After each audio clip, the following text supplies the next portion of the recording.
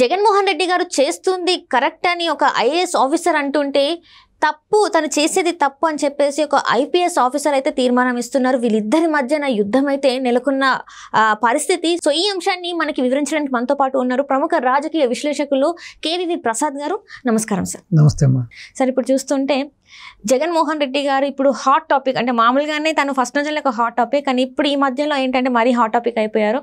ఎక్కడ చూసినా తన గురించే మాట్లాడడం, అది ప్రచారమే అవ్వచ్చు, అది పోలీస్ శాఖనే కావచ్చు, ఎక్కడైనా కావచ్చు. అయితే ఇప్పుడు ఏంటంటే ఒక ఐపీఎస్ ఆఫీసర్ ఒక ఐఏఎస్ ఆఫీసర్ మధ్యలో మాటల యుద్ధం జరుగుతుందని అనుకోవాలి. ఒక ఐఏఎస్ ఆఫీసర్ ఏమో జగన్మోహన్ రెడ్డి గారు చేసేది చాలా గొప్ప పని అంటున్నారు, కానీ ఒక ఐపీఎస్ ఆఫీసర్ మాత్రం తను చేసేది తప్పు అని ఒక తీర్మానం ఇవ్వడం జరిగింది.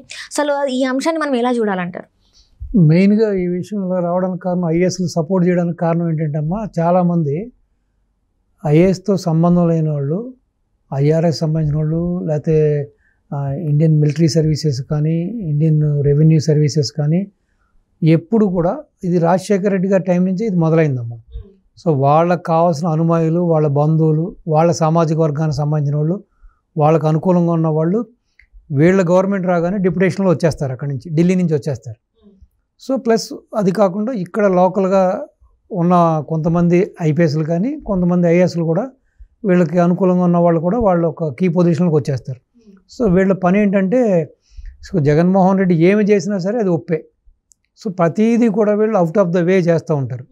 సో ఏ విషయాన్ని తీసుకున్నా కూడా, ఇప్పుడు ధనంజయ రెడ్డిని తీసుకోండి, అతను మొత్తం ఆయన ఒక సర్వాధికారిగా వ్యవహరిస్తున్నాడు. సో ఎంతమంది ఎన్ని వింగ్స్ ఉన్నా, ఎంతమంది దానికి సంబంధించిన ఆఫీసర్స్ ఉన్నా కూడా, సో మొత్తం అన్ని శాఖల మీద కూడా ఇప్పుడు ఏ విధంగా అయితే సకల శాఖ మంత్రిగా బిజ్జల గారు ఏ విధంగా అయితే అందరు మంత్రుల మీద స్వారీ చేస్తున్నాడు, ఈయన అధికారులందరి మీద స్వారీ చేస్తాడు. ఇంకొక దీంట్లో ఇంకా నీచమైంది ఏంటంటే అమ్మా, సో ఎవరు సర్వర్ వాళ్ళకు ఉంటుంది, ఎవరి సిస్టమ్ వాళ్ళకు ఉంటుంది, వాళ్ళ పాస్వర్డ్స్ కూడా ఈయన తీసేసుకుని, సో ప్రతిదీ కూడా ఈయనే చేసేస్తూ ఉంటాడు. అంటే రేపొద్దున ఫ్యూచర్లో ఇప్పుడు మీరున్నారు, మీ పాస్వర్డ్ వేరు, మీ సిస్టమ్ వేరు, మీరు ఒక శాఖ అధిపతి, నేను ఒక శాఖ అధిపతి, నేను మీ పాస్వర్డ్ కూడా మీరు తీసేసుకుని సిస్టమ్స్కి అగెనెస్ట్ నేను కొన్ని అక్కడ బైపాస్ చేసేస్తూ ఉంటాను. కానీ రేపొద్దున్న ఇంకో గవర్నమెంట్ మారినప్పుడు, లేకపోతే ఏదైనా ఇష్యూ వచ్చినప్పుడు, సో అక్కడ శిక్షకి ఎవరు అర్హులు? మీరే కదా. సో మిమ్మల్నే కదా అక్కడ సిస్టమ్ ప్రశ్నిస్తుంది, మీరే కదా అక్కడ బాధపడేది. సో ఈ విధంగా వీళ్ళు అంత విధంగా చేస్తున్నారు. సో అది వాళ్ళు మాజీ సిబిఐ డైరెక్టర్ నాగేశ్వరరావు గారు చెప్పింది అక్షర సత్యం. సో కేవలం బటన్ నొక్కుడుతోటే అభివృద్ధి కాదు కదా. అభివృద్ధి అంటే ఏంటమ్మా? అభివృద్ధి అంటే ఏంటి?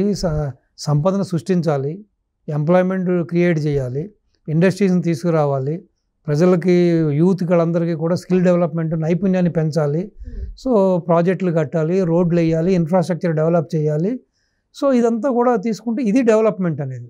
కేవలం సెంట్రల్ గవర్నమెంట్ దగ్గర నుంచి అక్కడి నుంచి అప్పులు తీసుకొచ్చి, లేకపోతే వివిధ శాఖల్ని తనఖా పెట్టి తాకట్టు పెట్టి డబ్బులు తీసుకొచ్చి, నేను బటన్ నొక్కుతున్నాను, నేను 131 సార్లు బటన్ నొక్కాను, మీరు ఒక్కసారి నా గురించి నొక్కండి, నొక్కితేనే మళ్ళీ అభివృద్ధి అనేది ఇది పూలిష్ థింగ్.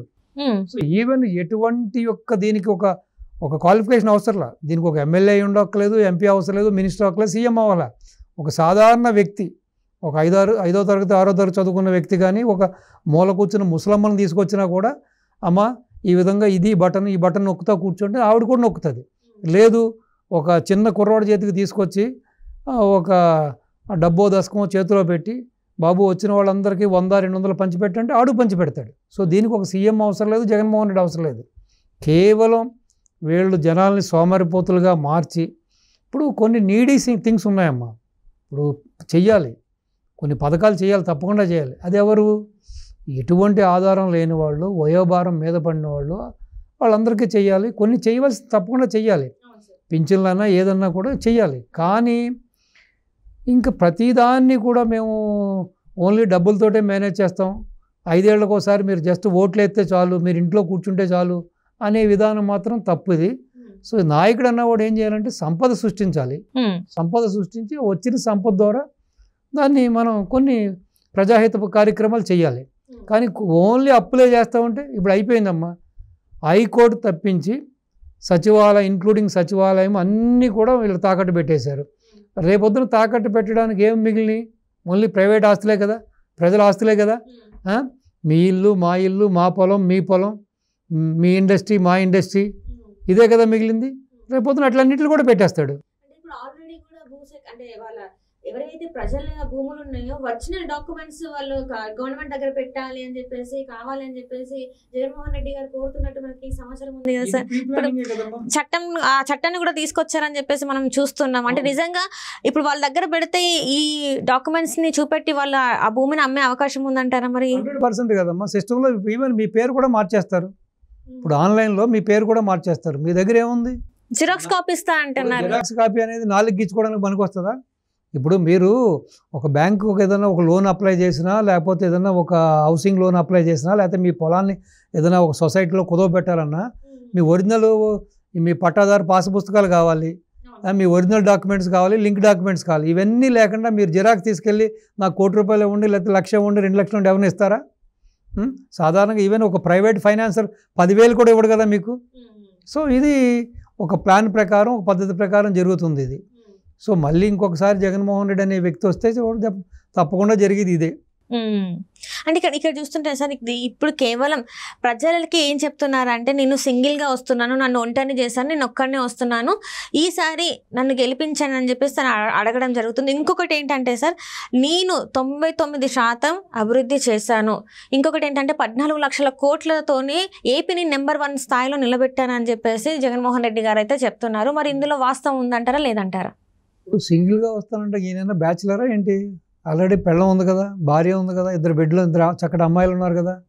ఈయన సింగిల్ ఏంటి? ఈయన బ్యాచులర్ అనుకుంటున్నాడు ఏంటి? సో రెండోది సింగిల్ అంటాడు, నేను ఒంటరివాడిని అయ్యాను. ఎవరు ఒంటరివాడు చేశాడు? తను చేసిన తప్పుదల వల్ల ఒంటరివాడు అయ్యాడు. ఇప్పుడు షర్మిల గారు ఈయన కోసం ఎంత కష్టపడిందమ్మా, ఎంత ప్రయత్నాలు చేసింది అధికారంలోకి రావడం కోసం. అన్న వదిలిన బాణం అని చెప్పి అన్న కోసం ఎంత కష్టపడింది. భాగం ఇవ్వలేకపోయావు, ఆ అమ్మాయిని దుర్భాషలాడావు. ఈవెన్ ఈ రోజున కూడా అమ్మాయి ఒక క్యారెక్టర్ కూడా అసోసినేషన్ చేస్తూ ఉన్నావు నువ్వు. సో దానివల్ల వాళ్ళు దూరం అయ్యారు. సో సొంత చిన్నాయన్ని హత్య గావించబడ్డాడు. ఇంతవరకు హత్య చేసింది ఎవరో అన్నీ తెలిసి అన్ని ఆధారాలు ఉండి కూడా నువ్వు కూడా పెట్టుకుని మళ్ళీ ఎంపీ సీట్ ఇచ్చి కూడా తిప్పుకుంటున్నావు నువ్వు. సో నీ చిన్నాయన కుటుంబం కూడా దూరం అయింది. ఇవన్నీ స్వయంకృత అపరాధాలు. నీ సొంత తల్లే ఈ రోజుని బతికితే చాలరా దేవుడు అని చెప్పి ఆవిడ శుభ్రంగా అమెరికా వెళ్ళిపోయింది మనోడి దగ్గరికి. ఏదో బతుకుంటే బలిసా కన్నా అమ్ముకుని బతకొచ్చు అనే రీతిలో ఆవిడ అటు వెళ్ళిపోయింది. నీ ప్రెషర్స్ భరించలేక నువ్వు మళ్ళీ ఉండి ఎటువంటి ప్రయత్నం చేస్తావు అని చెప్పి. సో మొన్న కోడికత్తి సీను డ్రామా రక్తి కట్టలేదని చెప్పి బాబాయ్ హత్యతో రక్తి కట్టించావు, ప్రజల్ని మభ్యపెట్టావు, మోసగించావు, ఓట్లు వేసారు, అధికారంలోకి వచ్చావు. మళ్ళీ ఇప్పుడు గుళకరాయితో హత్యా ప్రయత్నం అంటున్నావు రేపు పొద్దున్న. సో కాబట్టి ఇవన్నీ కూడా పిచ్చి మాటలు, పిచ్చి పనులు. ఇప్పుడు 14 లక్షల కోట్ల రూపాయలు ఏం చేశారు? ఏమైంది? ఒక రోడ్డు వేసారా? ఒక ఇన్ఫ్రాస్ట్రక్చర్ డెవలప్ చేశారా? అసలు ప్రజల యొక్క ఏదో ఒక మెగా డిఎస్సీ అన్నావు, చేసావా? లేదు. పోలవరం రివర్స్ టెండరింగ్ అన్నావు, పోలవరం పూర్తి చేసావా? 2022 కల్లా నేను పోలవరం పూర్తి చేస్తానన్నాడు, ఏదీ చేయలేదు. ఏదీ చేయకుండా ఈ మనిషి ఎలా విశ్వసించేది మనం? అంటే ఈసారి జగన్మోహన్ రెడ్డి గారి ప్రభుత్వం రాదంటారా? రాదు, రాకూడదనే కోరుకుంటున్నాను నేను. వస్తే మాత్రం ఇంకా ఆంధ్ర ఇండియా మ్యాప్లో ముఖ చిత్రంలో ఆంధ్ర అనేది కనపడదు. ఎవడు కూడా